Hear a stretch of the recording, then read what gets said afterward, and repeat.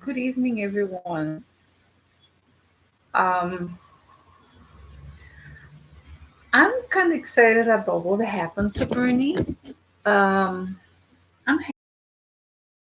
establishment inside the Democratic Party that any um, like I was saying, I would mention in a previous video that about the unions being completely destroyed, and since the unions were what drove the Democratic Party, ever since they kind of like decided to destroy unions, to destroy the Democratic Party, which kind of worked. It has worked. The Democratic Party, instead of depending on campaign contributions from unions, they're depending on campaign contributions from banks, which is like few. Now, ever since this happened, I am so sorry. I am so sorry. I'm so sorry. Sorry. I don't know if anybody can hear. Um, Connection is pretty bad. I think I'm back. I'm sorry. I apologize. It's raining, so the internet kind of sucks. So ever since the Clinton commentary that he made, that he was very scared for the Democratic Party because of Bernie Sanders. Let me just say something to the Democratic Party. They have to make themselves be different or completely the opposite of what the Republicans are. Otherwise, they're never going to win. It doesn't make sense. I'm never going to look at him and say, you know what? Yeah, this guy's a better version of the Republican Party, so I'm going to pick him. No, it's never going to happen. If you're going to pretend to be uh, uh, a better version of a Republican, people are not going to look at you. They're going to be just saying just exactly the same thing you're saying. It's all the same. It doesn't matter whether it's Republican, whether it's Democratic, they're both the same. So you have to be different.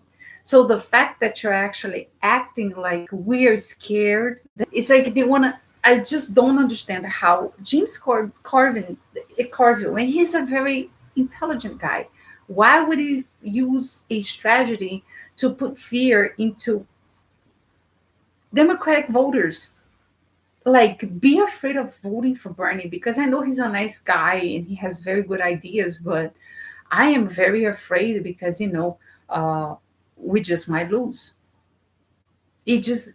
How the heck do you actually implement fear into people's minds? You just put that idea that in their mind, like, oh, be afraid of them, be afraid. Just like the Republicans, this is what the strategy, the Republican strategy is. The right wingers, that's their strategies, to put fear, so people will say, you know what, let's go with something safe. And then it never happens. This is exactly what they want. This is what the right wing want. And I just don't understand how guys like James Carville fall for this crap and push the same agenda. Like, I'm afraid. No, you shouldn't be saying you're afraid. You should be saying, you know what, I'm excited. I'm excited that we're proving that we're part of a good ideas that actually gonna make people's lives better. And I just don't understand how the heck these people fall into this third way. And when I say the establishment, that's what it is. The establishment is the third way, which has take control over the Democratic Party. And this is why people are just so frustrated with the whole system. They don't have a voice anymore. So when you have a guy like Bernie, actually, and even Elizabeth Warren, giving voice to those who feel like nobody understands what they're going through in everyday life and paying bills and work. People are sick and tired of working two, three jobs. Like, and you guys remember Bush, some of you remember Bush, they said, wow, this is so good. This is a guy that never worked in his entire life. It's a rich boy being president, and he actually talking about how wonderful it is to people to work three jobs, don't have time for family. The family, the party who claims to be the what do you call the Christian party, the family, that they value family values party. That's what it is. That's what I was looking for. The family value party don't value family. That's the truth. Because if they did, they'll be like, you know what? People need to have better jobs or better paying jobs so they can spend more time with families. But no, they think completely the opposite. They think that the the least amount of time that you spend with your family, the better it is. Family values. Oh, please. They don't know what values are. So please spare me the BS. So this is why I wanted to say I don't understand how can this commentary that actually they call themselves the left or people that consider themselves the left. You cannot pretend to be left. I'm sorry, you are just a better version. You're the opposite of the right, but you're not a left. When you actually say something like this, that you actually want to intimidate people into believing that they shouldn't vote for Bernie or they shouldn't vote for Elizabeth Warren, and they shouldn't say things like that because I don't know, I'm just scared. Like, really, you shouldn't say this. You actually should, like I said, you should say, this is exciting. This is what people, they just been waiting for. This is what they're speaking for the people. People have been frustrated because they feel like no other has spoken for them on their behalf and has worked on their behalf. So they should be embracing this, not the opposite, in hope that, oh, they're just gonna vote for a Biden or somebody else, which is gonna be a better version of Trump, and it's gonna be just like Hillary. Hillary, unfortunately, I mean, yeah, she should have won. And I know that there were a lot of votes that were not counted in important states. But at the same time, she didn't do enough. She didn't visit Wisconsin. I mean, there were states that she didn't visit.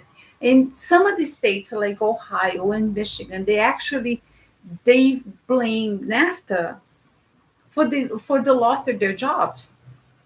And who signed NAFTA was Bill Clinton. So many people that stayed in their minds the day that we start accepting this fact, that I know it wasn't Clinton who actually worked the deal, but he did sign it. He could have said no, and he's also responsible for it. So, I mean, the day that we start realizing why the heck, why are workers so frustrated with the Democratic Party or what's happening, you gotta wake up to that. Because just to say, try to brainwash people into believing something that is not true or something that we don't get, is not gonna work.